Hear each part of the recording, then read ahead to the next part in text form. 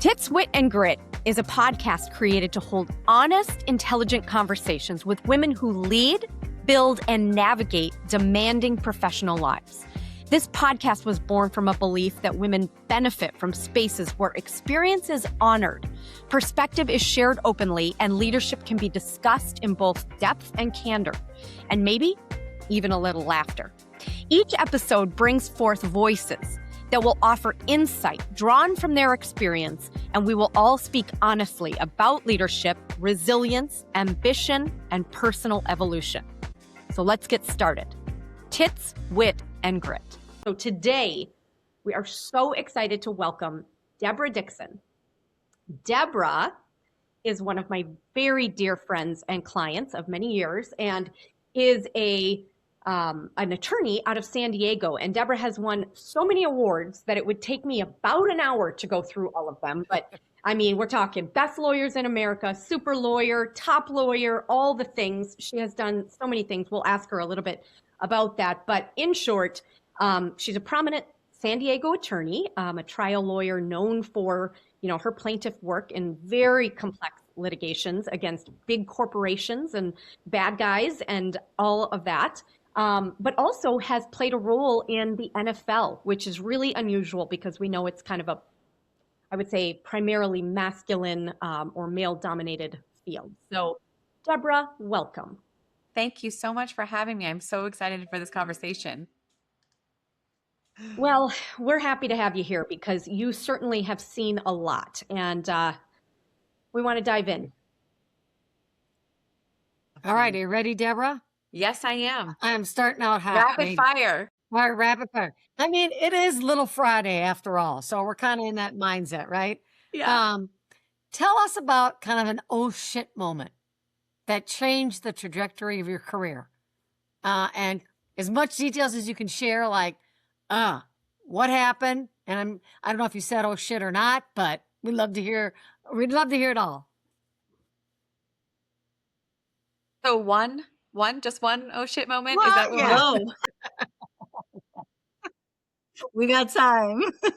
I would say that there have been so many oh shit moments over the years where there are revelations. I think that one of the most amazing things about all of the women on this podcast and the women that are listening because they're tuned into this type of community is the ever desire to continue to improve, the ever desire to work on ourselves, to have better perspective, to take learning moments and actually learn from them. I have heard that, saying sorry is manipulation unless you change your action. And I think that that's one distinction that we make is many of us want to learn from those oh shit moments. Sometimes it is an oh shit, that was so great. How do I replicate that? And then sometimes it is, oh shit, what just happened? And all of them are learning points. And so I would say that over the years, when I have had those oh shit moments from deciding to go to law school, I distinctly remember going, oh shit, now I'm going to have to apply for law school. Now I'm going to have to be in 3 more years of school. I was so ready to be done with college, but then I could not ignore the feeling and the consistent feeling of wanting to be a lawyer and wanting to advocate for people as a profession. And so that was a huge oh shit moment. And then of course, many in law school, many taking the bar exam, passing the bar exam, being a young lawyer. But in all of those, what I have tried to learn and the overall concept that it continues to bring me back is I have to trust myself. And I think as women, that is a very big oh shit moment for me in my life and what I've seen other women, and maybe you all have experienced this, which is so often we're not trusted. What we're said is not believed. What we are explaining as symptoms to our medical professionals are ignored. What we are telling our colleagues is downplayed. We are not given the credit that we are due in so many aspects. I think that's just generally how society has treated us. And so we start second guessing. We start learning, oh, wait, I'm feeling uncomfortable, but maybe that's just me overreacting. We try to justify our behavior. And such a big oh shit moment for me was time and time again. Okay, see, you're going to trust yourself. Okay, we are going to lean into that feeling that you're having because it means something. Don't ignore it. It's going to keep coming. Haven't you learned? It's going to keep coming. And so I would just say that's sort of like an overall general oh shit moment that I have had repeatedly. And I am reminded constantly that that is ultimately what I need to be doing more of. I actually said in a meeting today, Laura was in it, but there were also a bunch of men. And I said, am I overreacting here? And I think it's a really profound, like, I cannot do that. Like, I had an instinct, clearly, something was giving me a bad feeling. Oh, man, that's good. It's not just work. It's, the intuition that we have. I mean, now they're able to identify sort of more through biology, now that they're actually paying attention to women's bodies and women are being included in clinical trials and all those things, since we're 50% of the population. But they're actually being able to identify sort of those reactions that women have because, again, life experiences, but also the feeling, like when we say, oh, I feel it in my stomach, I feel it in my chest, like those are actual things that they're being able to identify. And so for so long, it's always worried about overreaction, always worried about, oh, I must be misreading the situation. Oh, I'm being too sensitive, or I'm, kind of goes hand in hand with, we raise a lot of our young women to feel afraid of everything because that's easier if women are afraid. But when we decide to be brave, then it's like, oh, wait, we have to still worry. And am I worrying too much? So I think, Sarah, we've all felt that. Yeah. Like, am I overreacting, or I'm going to blame it on something else that maybe it's not actually me trusting myself? Mm-hmm. Yeah. I mean, I think a women's intuition is amazing and it's powerful. And I do think it's something that women have. I think men have it, but I think women have it to like a super duper sense. Yes. I have 2 daughters and I talk to them about kind of trust your intuition and in certain situations, trust your creep meter. Yes. Because I think we do have a creep meter where whatever you want to say, hairs on the back of our neck stand up, feeling in our gut, whatever it might be, palms get sweaty. Yes. But it's like that intuition creep meter stuff is real. Mm-hmm. And I'm glad we've got it. Sometimes Yeah. we don't use it. Full agreement with what you're saying. And not only am I glad that we have it, but I do think that we do have to use it. And I think that one of the reasons that we have it at a higher level, we have this intuition, we have this, is because we have had to. And we've been in so many situations where we've had to say, I need to figure out the room. I need to figure out who is going to be friendly, who is going to be creepy, who is going to be, should I be scared in this situation? We have had to navigate those. And that is like any other muscle where it is used. And so it gets larger. And so for many men who have had the privilege of not being in a parking lot and being worried about where you were, or not being told how to carry your car keys or where you park, I mean, that is privilege, but that just strengthens that muscle. And then yet when we're feeling it, we don't want to believe it, or we don't want to listen to it. And so I think that's wonderful advice that you're giving to your daughters. Yeah, me too. It's funny. I was telling my husband, I had such a great time traveling with Laura. Like a week ago, we were in Chicago together for maybe 4 days.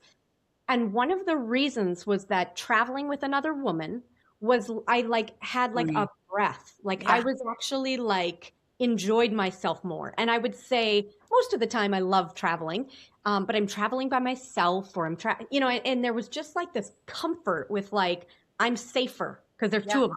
Yeah. Anyway, I do think it is something that men don't understand. There's this biological, survival mode instinct that's on. And then when I was recognizing it was turned off, and it was a really fun, relaxing way to travel. So anyway, the other thing I was going to say, Deborah, based on what, your trusting your instinct, I can remember one time where it was a really positive, and it was a male doctor in this case. And it was when I had my first baby, and, you're leaving the hospital and you got this thing and you're like, oh my God, I can't believe they're letting us leave with this thing. And, you don't even have to sign anything. You're just walking out with it. And the doctor said to me, before there were doctors, there were moms. Mhm. And I was like, oh my gosh. And I get goosebumps when I say this story yeah. because I was like, holy shit, like I am going to be fine. Like, because I have the instincts in me. Nobody has to teach me. I've got it. And so, again, there are some really positives, even though there are also some really negatives. So, And if Yeah. you don't, there's therapist. yes, Yes, and. there's Yeah. therapist. Yes. Yeah. I love love hearing that. I'm so going to steal that, Sarah, and Yeah. remind, my friends and all of us that, before there were doctors, there were mothers, and that it is true. I think that we have a lot of support in medicine, not necessarily with women, but there are good things that are coming out of medicine, but those kind of reminders, which is, but you can do this, and have been doing it since the beginning of time. Yeah. I love the kind of building upon what you're talking about, and it's something that I have worked on for many, many years, Deborah, is learning the art and the gift of extending grace. So as a leader in whatever vertical, right, but specifically in the legal space, right, having grace just for those learning opportunities as you're, creating your space, finding your voice as an attorney, as a leader, as an entrepreneur. We have those opportunities where we're taking that leap of faith. We're leaning into the intuition and we're saying yes, right? But then there's that pause and like, well, shit, that didn't work out. And we have the choice in that moment to be like, okay, it didn't work out. I'm never doing that again. Or we can sit back and be like, okay, it didn't work out, but I learned this, or, giving yourself that moment of grace. And I guess I'm curious because it's something that I continue to work on a daily basis. And similar to Laura, teaching my daughter, right, what grace looks like. Is there an experience or a moment of grace that you gave yourself throughout your career, throughout your life, whether it's professional or personal? I think it is something I am actively working on. I think I did not understand the importance of giving myself grace until I had felt that I had earned that, which is the opposite of grace. And I think that I was harder on myself than I was on others. It was very easy for me to give others grace. It was very easy for me to come up with a really good explanation for why things happen and have understanding for others.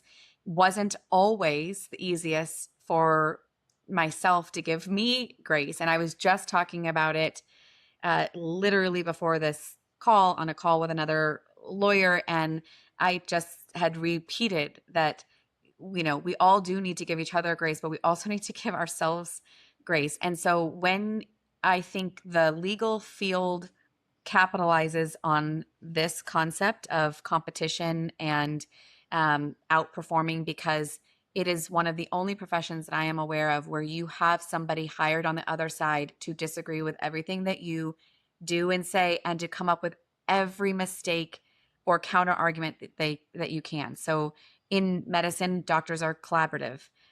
In accounting firms, people are collaborative. They're not there saying, "Nope, you missed a one. Nope, they're just, hey, let's work together. Let's figure it out." In the law, because of our system, our advocacy system, I always have an opposing counsel who is wanting to make an argument against everything that I say. And if I make a mistake, it will be noted. It will be addressed. And so it is very difficult in those situations to give grace, because someone is going to be checking everything that you do and that you say. I understand why, because we need to be making sure that we are correct. We're making arguments. That being said, there doesn't leave a lot of room for saying that's okay. That one's not going to be that big of a deal. And so recently, I would say that once I felt comfortable enough in my own space, as far as, okay, I have been in the legal industry for a while now. I am not brand new. There's not many things that come across my desk that I have not seen or heard of before. I mean, the content maybe, but the ideas of it. And so then I started being able to say, I have been able to give grace to others. I've been able to say anything that needs to be done to be fixed can be fixed. So I've started to try to really tell myself that too. It goes along with the idea that it doesn't have to just be me doing things. So that's why you have a team. Sarah knows that delegation is a difficult concept for someone who has created a hyper independent life. And so learning to delegate and trust other people is difficult. When you have a wonderful team, it becomes easier, but still that idea of that's okay. If I give it to somebody else, we can still work on it collaboratively. If I have done something that is wrong, I am okay admitting it. When I was a younger lawyer, the last thing I felt comfortable doing was saying, I'm sorry, I didn't understand that. Can we say that again? Even in a deposition of somebody who was supposed to be able to explain it to me, I would just nod my head, sound words out in my head, write it down as if I had an idea what they were talking about, because I was too fearful to say, I'm sorry, I don't understand what it is that you're asking me to do. I've never heard that word. Can you please say it to me again so I can write it down slowly? And now I just don't have any problem doing that. I think there's a level of security that we feel that we're not brand new lawyers, and also that we've just come to the idea that I'm very well aware that I am not perfect, and I don't even try to pretend to other people that they might think that I am. There's just no facade anymore. We're so past that. Yes. There is some beauty in that as you age. Like, I feel like there are chapters in life where, like, you kind of go over a hill and it's like, screw that. Like, I'm not taking any of that on anymore. Yeah. I mean, like, none of us are old, but it's like, oh my God, thank God we're not that young anymore. There's Yes. like beauty almost. One of the things that you should ask Laura with that, oh shit moment is no shits. Because I will just say that there are more and more of no shits to be given. Like, I am so sorry. I like it. Yeah. I love it. Yep. We have oh shit and no shit. I just, Yep. if there's just a time of, I can't hold on to that anymore. I can't take on what you are projecting. I just am not going to do it anymore. Yeah, I like it. Yeah. I love that build. Do I need to pay a licensing fee for that? No, you have that. You have that Okay, one. you heard it here, everybody. We're making t-shirts. Yeah. All right, Deborah. So tell us about sticking with our tits, wit, and grit. Give us some gritty moments, career.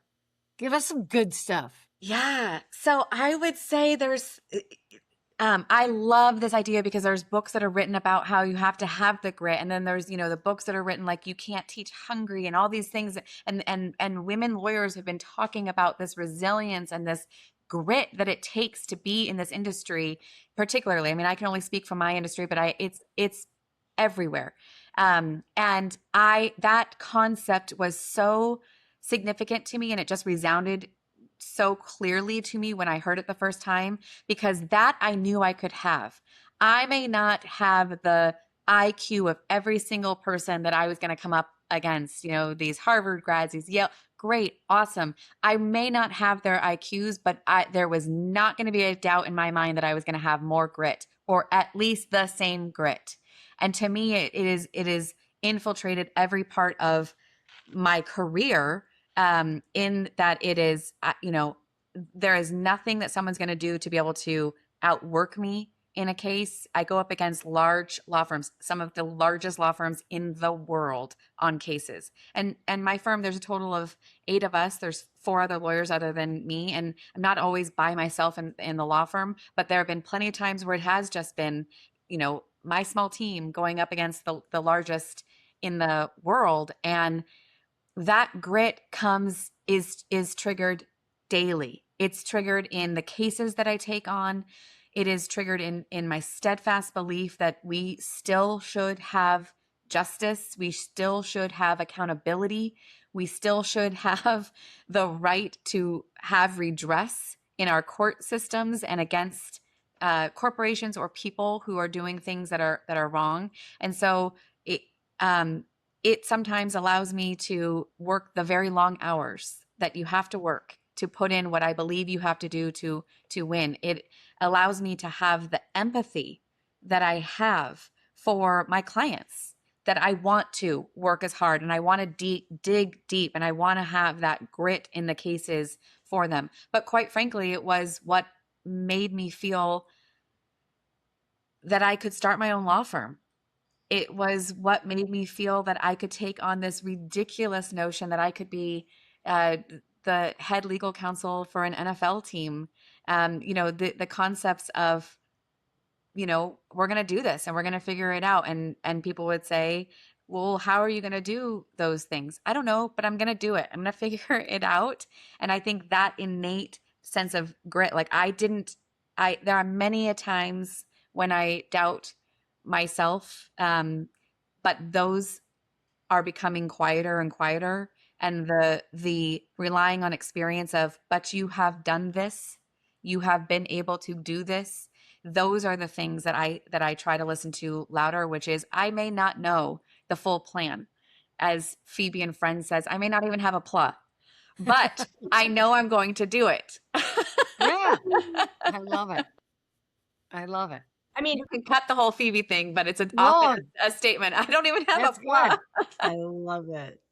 sort of think the fact that you took on both at the same time is, again, just indicative of the type of grit you had. So, I mean, I was with you, and for our listeners, I had the total honor of being kind of by your side as you started this,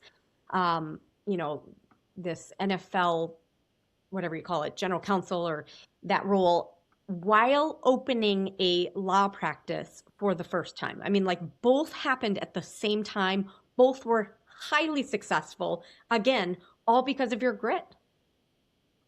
I was, some say insane, and that may be. And, I guess there is some insanity in all the things that people do. But it was in a time where as Sarah knows, and I think you all know, like, we had started a firm. I was still doing it sort of under the umbrella of another lawyer. And then I had two partners that we were kind of just, in this great partnership that felt like I had some sense of security because I just had not just me on the whole firm. But then I was managing the firm, and right after, within a year of me saying yes to doing something ridiculous, such as I'm going to take on this extra role, right before that, like 6 months before, we had decided we're going to only work together on these cases, and we're going to actually hire employees, and we're going to sign a lease, and we're going to open up a real law firm. And then on the heels of that, I get this phone call about joining the NFL team, and it was crazy. And then through that progress, it became my own firm. And so shortly after doing that, it was transitioned to only me. And so that was the progression of doing those things at the same time. Astounding. I mean, that really is. I mean, I'm curious, how was the experience and being, associated with the NFL, being general counsel? What was that experience like for you? I mean, because similar to what Sarah said before, I mean, it's a male sport. Like, and here you are coming in as a powerful female. Yeah. What was that experience like? Honestly, fantastic. But there were so many moments where I was familiar with the idea of I was the only in the room. And I think, again, as women, that is also a muscle that we have built over time, is being very comfortable with being the only. And in the beginning, when you are very aware of that. And then all of a sudden it just becomes like, yeah, that's right. I'm going to walk in and I'm going to be the only. There were a couple other teams that had general counsel that were women. It was often, though, because there are so many males who play the sport. Obviously, there's only men who play, and coaches and athletic trainers and all the things, and the front office with the CFOs, the COOs, things like that. But I found the experience to be extremely rewarding. It has been some of the most interesting transition in a career of doing something like that, which is not like the things I've been doing. I've been a litigator my entire career, and that was very different. But I did find it to be interesting. The other thing I will say is I think it gave me some confidence that I didn't know that I would gain from it. which is always great. As women, they do all the studies that by the time of 10, little girls' confidence start losing and they don't ever fully get it back. And it's all of the things like before that, everybody wants to say they're president. And then all of a sudden little girls start saying, I want to be pretty. I want to be thing. That's not the same thing. Men are still saying they want to be president. They want to be astronauts. They want to be engineers. They want to be, so you start seeing that dip, and anything we can do that gives us that extra boost. But I will say the reason that I felt a little bit of confidence is walking into the room thinking I don't belong in this room, and then quickly realizing neither do any of them. And Yeah. That's great. it's like, okay, I can do this, because if they can do it, I can do it. Deborah, I'm going to ask on that, like being the only woman or one of few, did you also find it kind of like, well, I'm going to use this to my advantage? Yeah. Like, You don't. So here's the interesting thing. You don't really, you don't get lost in the crowd. You kind of stick out. So that was an advantage. We would have meetings, and there would be, other general counsels and things like that were women. It was most interesting when I would show up to sort of like the owner meetings that they had, because that was when it was very obvious that there was very few women, and also that they all were like, well, you're not somebody I know. You're not somebody I recognize. And so you start becoming very aware in those situations.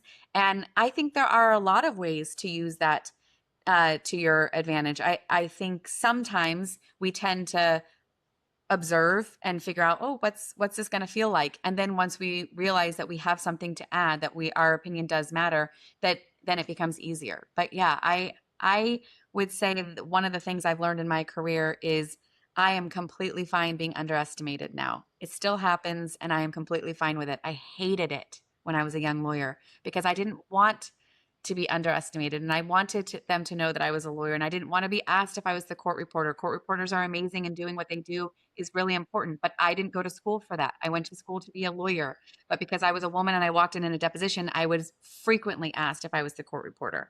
And it just made you feel like you're not there as the lawyer. You're there something else, or you don't belong. You don't look like you belong. You don't, and so going to court and being asked if I was the client, if I was representing myself, not assuming that I was a lawyer. And so I hated it when I was younger, being at lunches with other colleagues who were my age, but they were men, and judges would come up and they'd say, oh, it's so nice you take your secretary to lunch. And I'm like, what about us looks different except that I'm a woman and you just assumed I was a secretary? And it wasn't even like they were old. My colleagues were my age and I was the only woman, so they assumed they were taking me to lunch because I was their secretary. So I hated it. But now I definitely don't mind it, because it means that people are not going to assume that I am as capable as I know that I can. And I definitely am happy to have people underestimate me. And I find that I can gather a lot more information when I'm underestimated. That's Do you awesome. clap back at that ever? Or like, again, like I feel like I'm getting snottier in my old age. Like I want to put them in their place. Like, what do you do? So when I was younger, it's, the what do you do when you're in a situation? People have the fight, flight, or freeze reaction. And I would freeze a lot when I was younger because I would be more stunned. Like, what? Why? More like confused. What was I? And then there's a couple of times I clapped back. Then people, oh, sorry. And sometimes it would be as simple as, oh no, I understood you. I'm a woman, and therefore you didn't think that I was the lawyer. Now I will say, in a deposition, this one lawyer, when I was, a younger lawyer, he continued to refer to me as honey in the deposition. And it was, oh, honey. And at first when he did it, I was red hot, and I was like, I don't know, but and so after he did it like 4 times, I said, excuse me, I prefer sweetie. Thank you. And the court reporter's eyes, she just like lit up, and she looked at me and he goes, and I was like, well, you've been calling me honey, and that's not my name either. So if you want to ask, I prefer sweetie.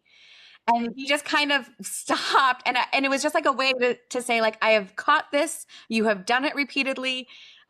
Sometimes when people will say things like that, I will say, Deborah, oh, I don't know my name's Deborah.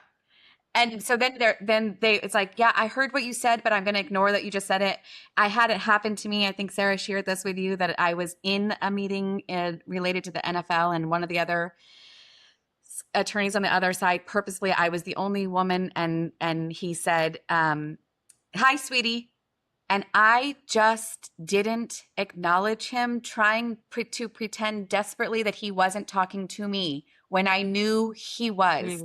But I was like, well, it's not me. I'm not sweetie, and that's not mine. And so I just acted like it wasn't to me when I know very clearly it was, but I didn't know how else to address it in this meeting. And so I was like, well, I'm going to ignore it as if it wasn't to me. So it's really hard in those situations to figure out what to do. I'm sure you all have those experiences.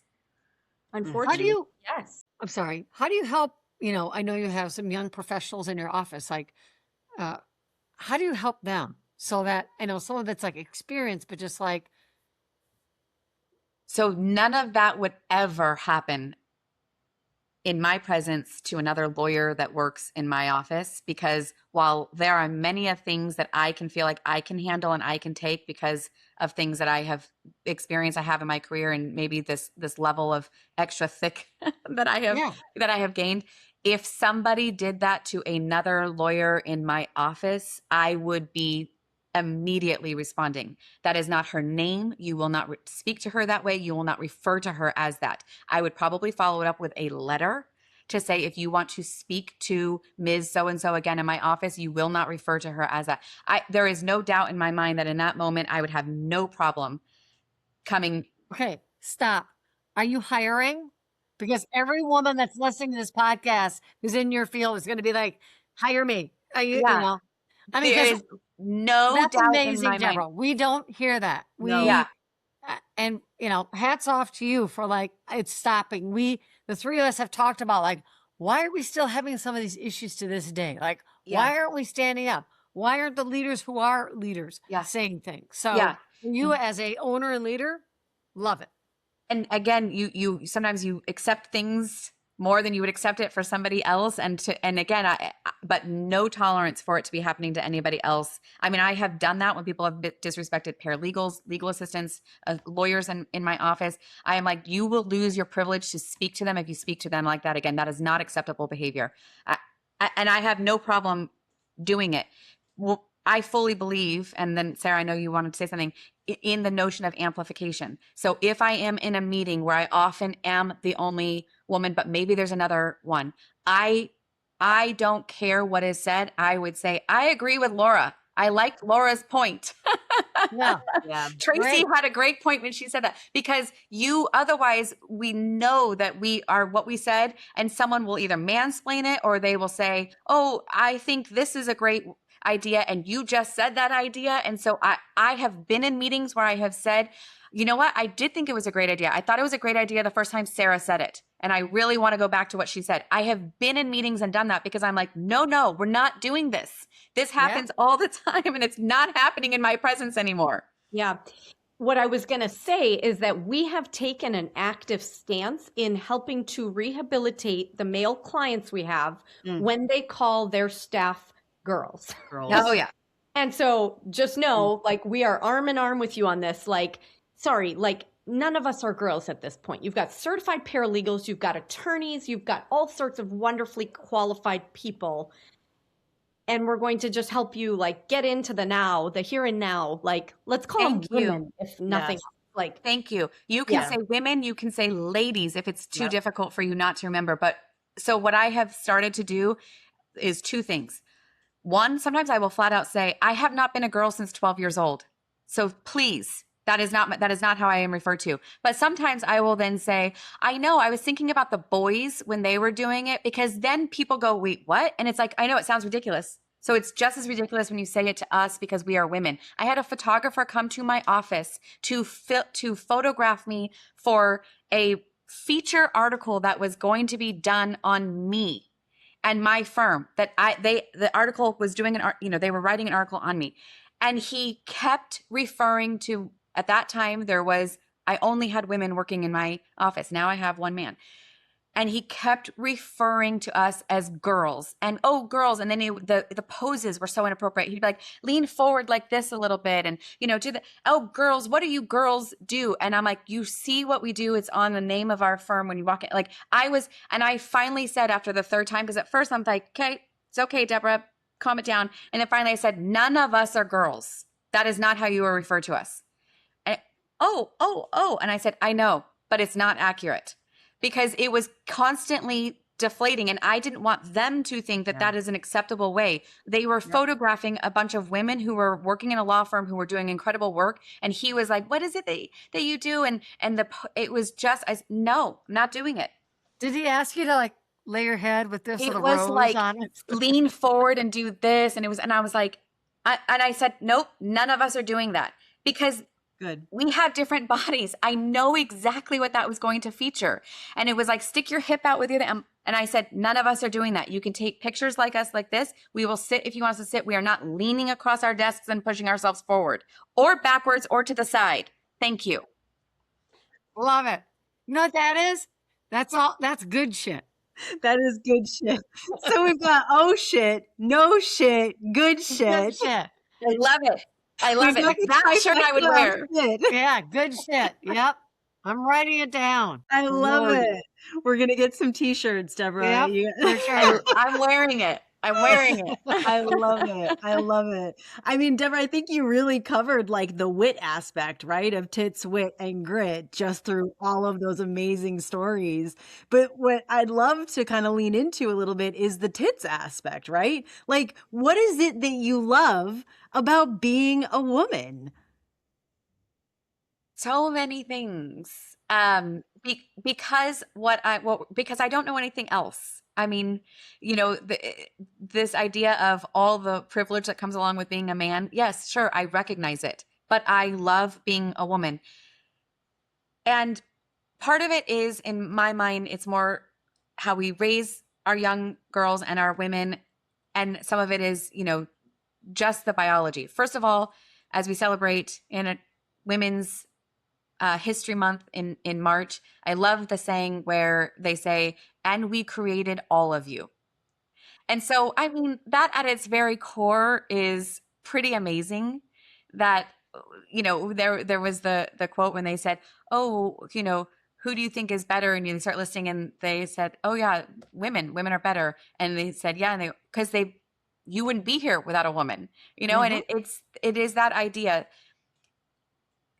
The things that I am aware that I see being necessary in particularly this environment, but just as a woman, and we are sort of coming into acceptance of it, is we have a lot of skills that have not been traditionally appreciated that I just think we need to highlight and we need to acknowledge, because there are so many things that women have had to do over the years that are just not well recognized and taken for granted. And so, for our male listeners, what are those skills? Yes, exactly. So, for example, and there's tons of research. Fellows. Yes, and there's tons of research on this about why our brains are more exhausted because of the amount of decisions we have to make in a day, and we handle that. We go through life. We may be on our menstrual cycle. I mean, how many of the Olympians were on their menstrual cycle and they were performing at an Olympic and nobody once thought of it, but we are thinking of it. We are thinking, oh, the figure skater who said, I have to be in this tight little outfit and I have to kick my leg up in front of the entire world. And there is a fear but we handle it. We are in pain and we handle it. And we acknowledge, nope, yep, the pain that they have recognized as like small heart attacks. We just act like nothing is happening. I have been in trial. We all have been in situations like this, but every day we have to make a ton more decisions, the micro decisions. We have to be aware of logistics that are just rolling around in our head that men say, oh, you're better at it. Well, we have been socialized to be better at it. We have used that muscle. We multitask. like none other. But above all, we still maintain our empathy and care for humanity. When we have the ability to accomplish the same things that we are accomplishing, we have proven over and over again that we have the ability to be in every single industry and to thrive. And yet we do it with a lot more baggage that we have to still deal with, a lot more issues we still have to deal with, a lot more burden that comes with being a woman in certain spaces, and yet we're still able to succeed. So I love that. Yeah. Okay, I have a really good capitalist idea and I'm going to test it on you. And okay, so this is the marketing now. Hey, all you business owners out there, do I have an idea for you? I can drop 15% or more to your bottom line instantly. Want to know more? Hire all women. Yeah. And if you want even more business owners out there, hire women of diversity. I can almost guarantee 50 to 45% right to your bottom line. Because guess what? Yes. You don't have to pay them as much. I mean, Deborah, what in the heck? It's 2026. How are we going to fix this? Yeah. I think still showing up. I think time and time again, it's exhausting, but still showing up, not allowing ourselves to, you know what, we take the time we need, we rage, whatever it is, but then we keep showing up because we're going to keep demonstrating, nope, we're still here. We're not going down. And I love this idea of over the years, like these rights that we have acquired, the right to vote, the right to have a credit card, the right to open up a bank account, house, own my own business. These rights were not given to us. They were not said, we truly think you all are equal to us. It was, you are going to give it to me and we are going to keep it and we are going to show you how good this is for America, for the world, that women have financial independence, that women are just in every industry. And one day we won't be so remarkable for being women business owners because there will be so many of us. It'll just be one of the many. And I can't wait for that day. But if I would say one thing that may or may not fit into this agenda, but I just have to say it. Men are not the standard. I do not look at men and say, I can do what men can do because duh. It is, I get to do what I want to do. I do not value and say, I'm going to do it the way that men have done it. I can do it the way that men have. They are just not the standard. And I think that that's a wonderful thing about being a woman is I don't need to compare myself to men because I refuse to believe they're the standard. It's somebody else in my industry. It's not a man in my industry. It's the best. It doesn't matter who the gender is or what the gender is or what the, yeah.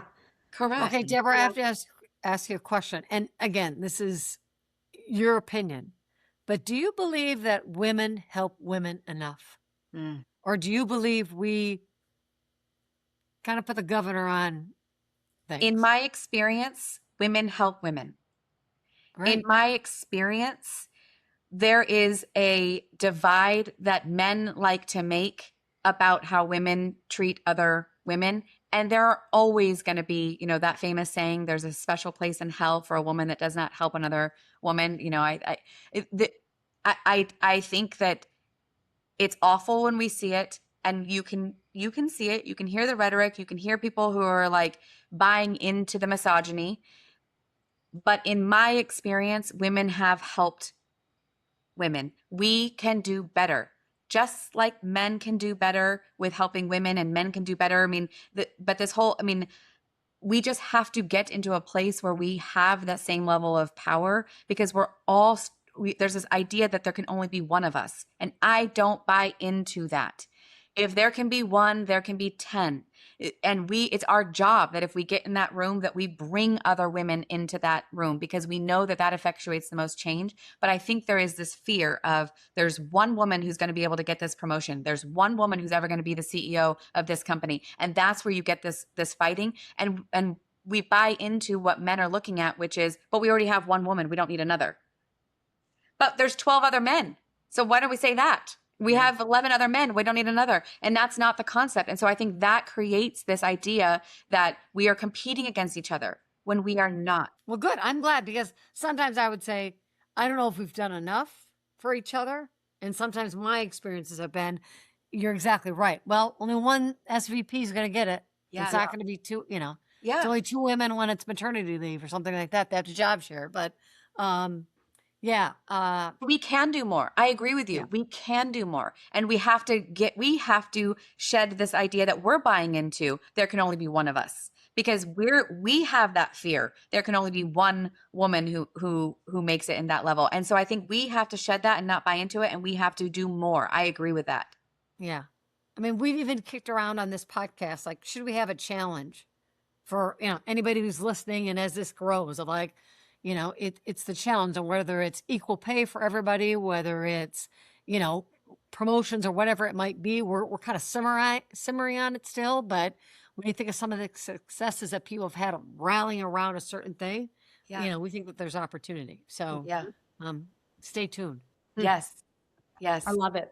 Okay, Deborah, one of my favorite stories about you that kind of involves the tits, wit, and grit components is a recent trial that you went through, and you had a very, I'm going to say, humorous ending, or at least kind of middle ending to this story because of maybe somebody was a little less gritty than you. Will you tell our listeners that story? I know it well because boy, we had some good laughs. But tell our listeners what happened to you. Yeah. So in part of my practice, I take on, as I mentioned before, sort of these larger corporations. And in this particular one, I represented a lot of people who were suing a very large corporation, and they had a huge law firm defending them, lawyers from all over the country. And we were starting trial in San Francisco.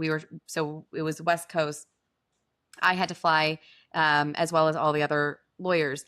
And after I had already checked in my bag, was at the airport, was about to board the plane, literally in line to be boarding the plane, I get a phone call from one of the other attorneys that says that they're going to have to move the entire trial because another one of the attorneys was experiencing a medical condition. And that is all I heard.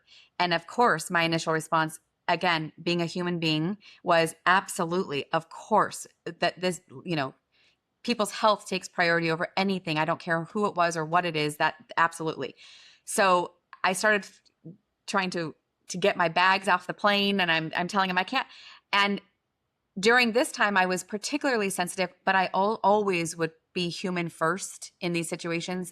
I don't care what it is, but I was particularly sensitive to it because I had just gone through a quite significant medical procedure myself, and a medical issue where I had 34 staples in my skull, going from the top of my forehead all the way down. And I had actually fastened fake bangs to my hair to cover the 34 staples. But I'm at the airport and I'm ready for trial, and they don't know because I don't share my medical problems with other people.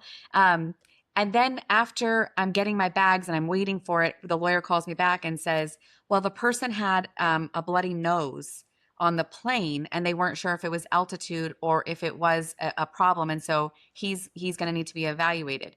And of course I was like, oh, that's awful. And then I thought in my head, and here I am with 34 staples across my head, fastening fake bangs so people don't see my staples across my head, ready for trial. And I was doing the entirety of the trial, and this lawyer was taking one witness 3 days later from that. But sure, we will move the entire trial. Because 6 or 7 months. We ended up moving it 3 months. Okay, 3 months. But still, you have witnesses lined up. It's not easy. And I just rolled myself back to the office, and everyone's like, what's going on? I'm like, there's a bloody nose. Yeah. And I'm not downplaying bloody noses are very difficult. I'm not downplaying it. But again, this concept is, we bleed regularly and we still do this. Yep. Yeah. Really good point. Exactly. And I never once said, hey, by the way, I have 34 staples in my head. I just said, okay, no problem. I understand. Everyone's level of their resilience is a little different. Yep. Yeah. Well, you prove yourself as my hero time and time again. So thanks for being willing to share that story. It's one of those that, again, gives me goosebumps all over my body of just how brave you have been. And that poor man, we're not saying, No.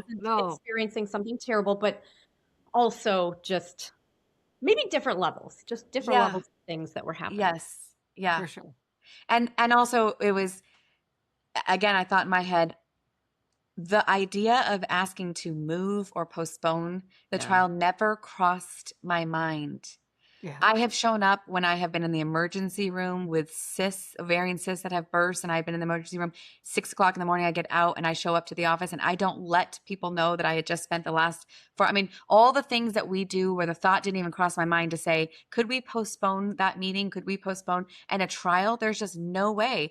But again, that level of feeling comfortable to do that, and in some respects need to learn more of that, where other people, particularly men in my field, feel very comfortable rearranging people's schedules. They are okay with it. And that is something that I still am needing to work on. That's crazy. I mean, crazy. It's a constant fear of, and I know I'm changing topics, but it is this fear that I'm working through of already. The premise is you are weaker, and therefore anything that makes it seem like we are, I am very opposed to. From me, not a good thing. I shouldn't adopt that. But that's why it's like, if I have to ask for a break, then it's a weakness. And it's not a weakness. I am a human. Sarah knows, if I have to, most people have to use the restroom some part during the day. And now I'm starting to say, wait a minute, I need to take a 15-minute break if I'm in a deposition because I need to eat something. Whereas before, there's no chance. I would go all day and just say, that's okay, I don't need food. Like, my human body works off of air. Like, it's not true. It's just not. And so those are the things I'm still working through, is not being so afraid for people thinking that you are weak just because they already have this idea that maybe women are weak. And we know we are not. Mm-hmm. Correct. Yeah. Well said. I love it. Said. I love it. Yeah. Well, Deborah, with just a few minutes left, one of the things that we love to do is kind of rapid fire some questions for you. Are you ready? Yes, I love it. All right. So tell us your favorite book that helped shape you. That's such a good question. So I would say there's a book called Fail More, Fear Less. The whole idea is not to be perfect, and that changed me. There's been so many that I have read along the way of dealing with this idea that perfect is not the goal, and so that's one that has certainly changed an aspect. There are many. I just finished Finding Me by Viola Davis, and it is an incredible story of resilience and grit. And what she has gone through and overcome, it is incredible. So I highly recommend that one too, but that's just top of mind because I just finished it. Love it. I see Laura writing it down. Laura. Yes. Got it. Yes. Awesome. Yeah. So next one, what is a mantra or phrase that you live by?